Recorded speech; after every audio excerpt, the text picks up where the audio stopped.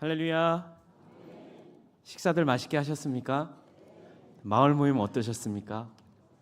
네, 얼굴 보니까 너무 은혜가 크셨던 것 같은 그런 생각이 듭니다. 오늘 말씀을 통해서 우리에게 꿈을 주시는 하나님의 꿈은 과연 무엇인가 한번 생각해보고 또 은혜를 함께 나누고자 합니다.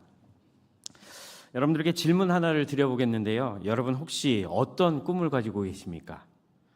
여러분이 어린 시절 가지고 계셨던 꿈은 어떤 꿈이셨습니까?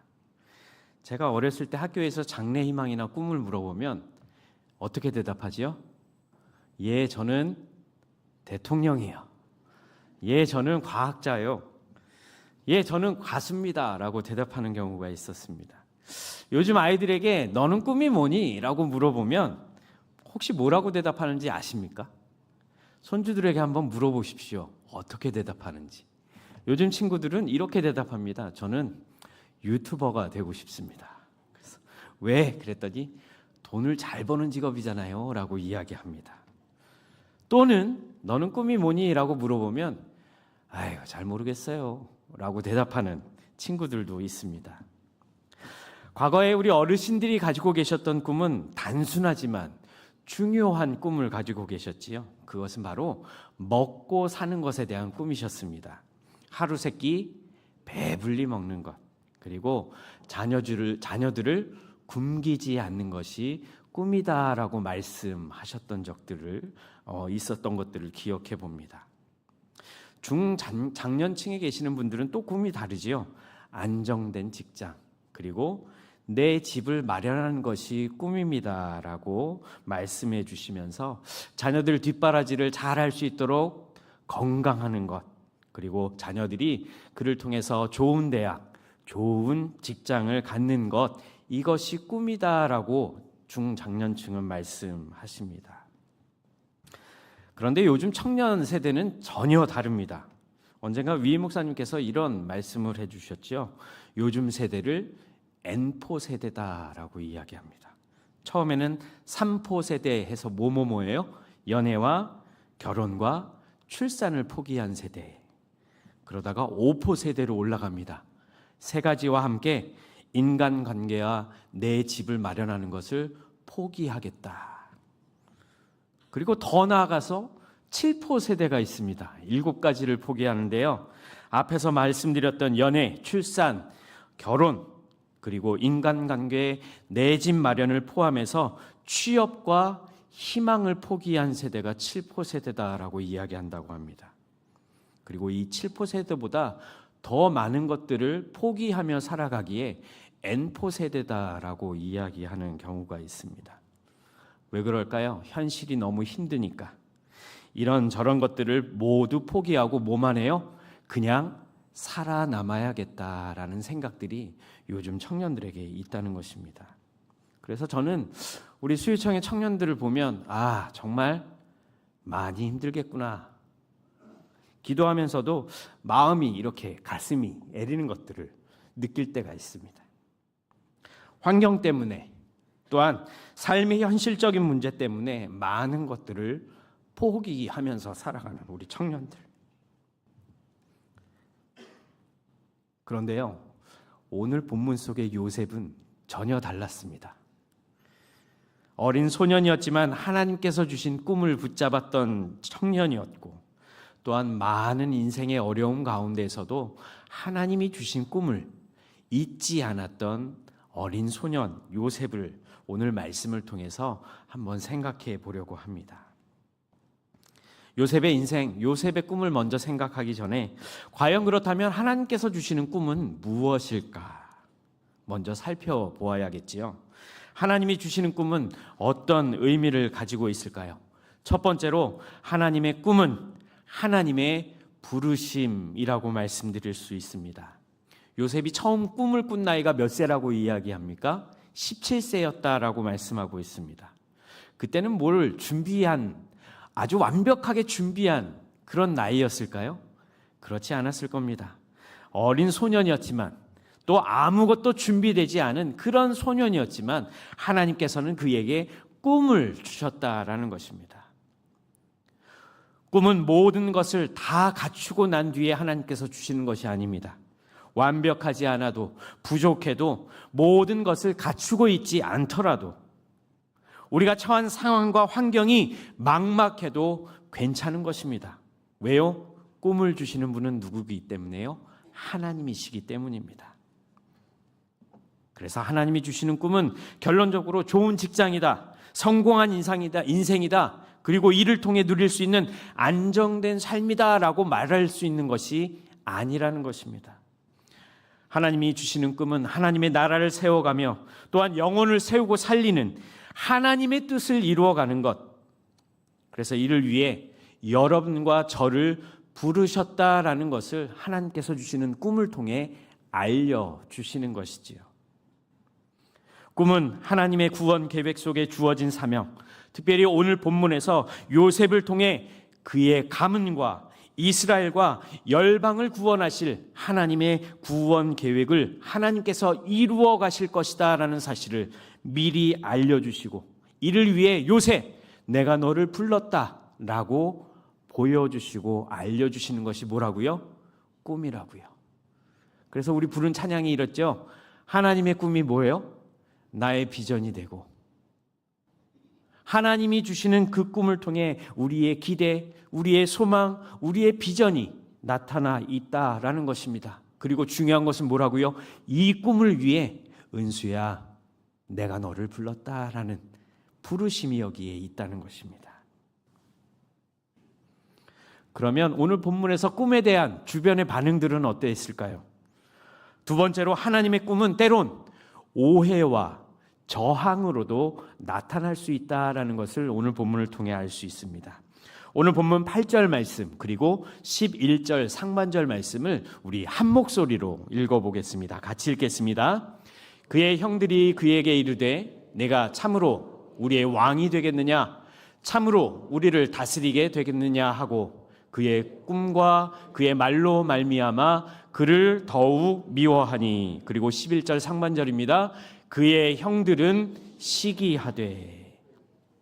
가족의 반응들을 이 두 구절에서 다 알 수 있습니다. 첫 번째 꿈을 꿨을 때 형들이 어떻게 해요? 요셉을 미워하였다라고 이야기합니다. 그리고 두 번째 꿈을 이야기했을 때 형들이 요셉을 시기하였다라고 기록하고 있는 것입니다. 처음 요셉의 꿈을 이야기를 들은 형들은 그리고 시기 때문에, 미움 때문에, 질투 때문에 요셉을 어떻게 하지요? 인신매매해 버립니다. 꿈 때문에 오히려 요셉에게 고난이 찾아왔던 것이지요.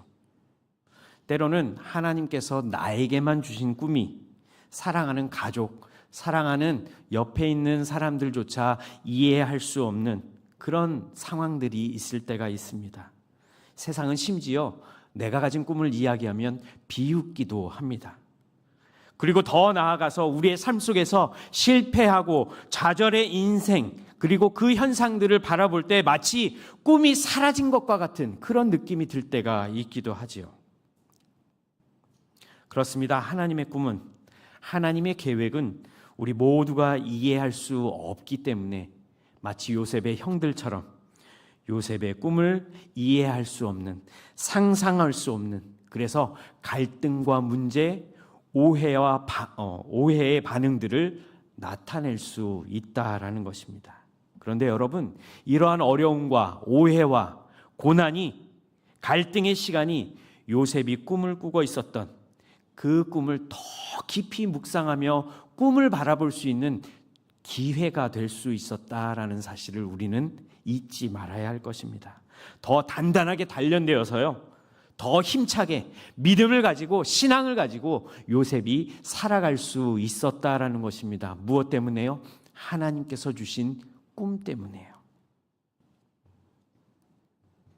시간이 많이 지난 후에 요셉이 사랑하는 가족들을 다시 만났을 때 이런 고백을 합니다.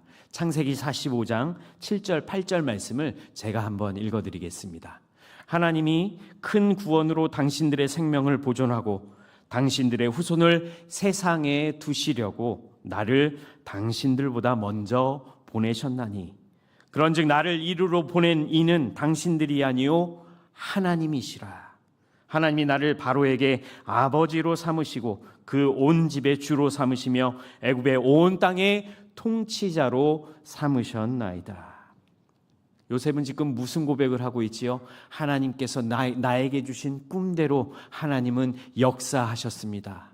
그 꿈을 하나님은 현실이 되게 만들어 주셨습니다. 그분이 형들이 아니라 바로 살아계신 하나님이십니다라고 고백하고 있는 것입니다. 요셉의 이 고백은 우리로 하여금 많은 생각들을 하게 하지요.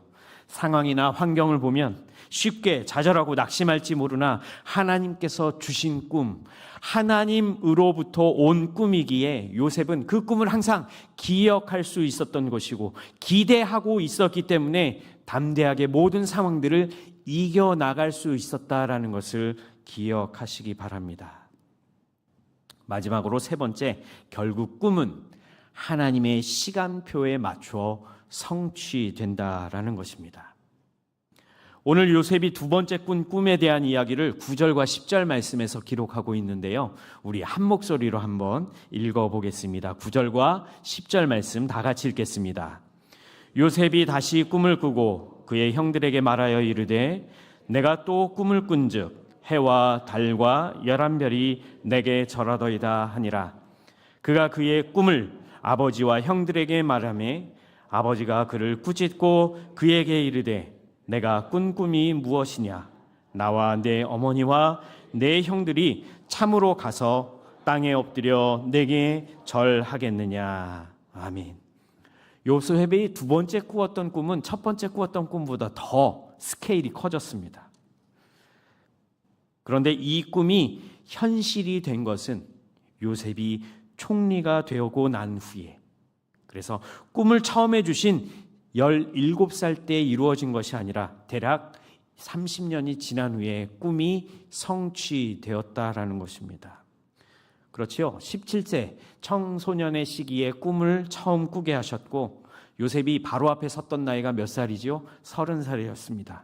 바로 앞에 선 나이, 총리가 되고 난 이후에 7년 동안의 풍년이 있었고 그 이후에 기근이 들었습니다. 그 시기에 요셉의 나이는 아마 30대 후반이 되지 않았을까. 그리고 기근이 든 이 시기에 요셉은 형들과 가족들과 만남을 갖게 되지요.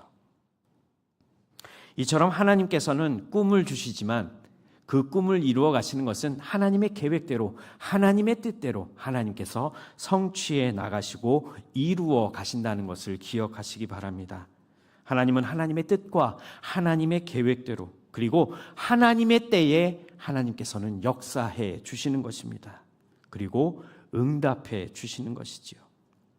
하나님께서 주신 꿈과 비전을 내 앞에 놓인, 우리 앞에 놓인 상황 때문에, 어려움 때문에, 문제 때문에 포기하지 마시기 바랍니다.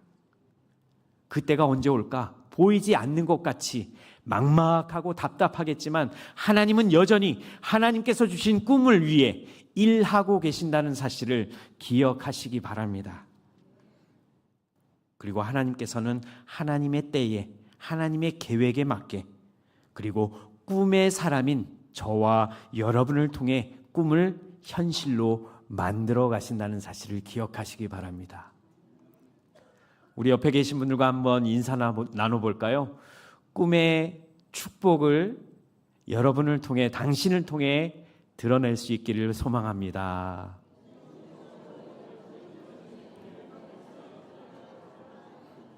하나님께서는 여러분을 부르신 이유가 무엇이라고요? 하나님의 꿈을 이루어 가실 것이기 때문에. 누구를 통해서요? 박 목사를 통해서요.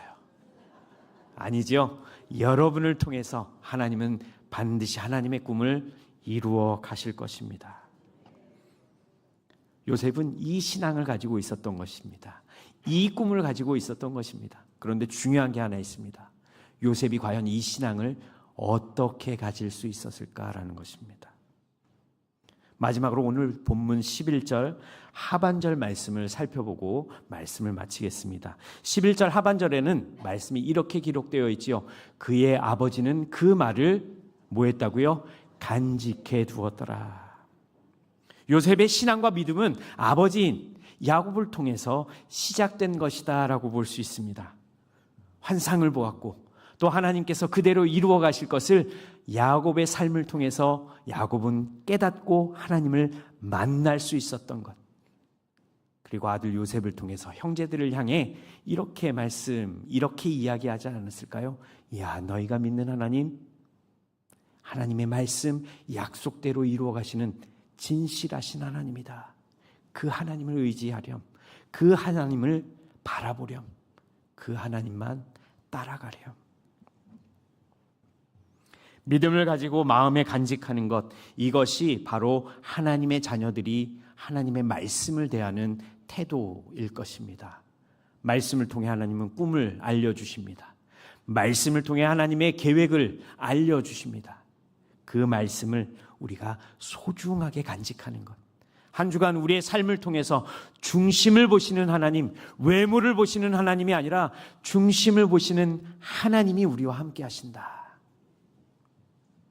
이 꿈을, 하나님이 주신 계획들을, 그리고 꿈대로 성취시켜 나가실 하나님을 기대하시며 각자의 삶의 자리에서 꿈의 사람으로 승리하시는 저와 여러분이 되시길 주님의 이름으로 축복합니다.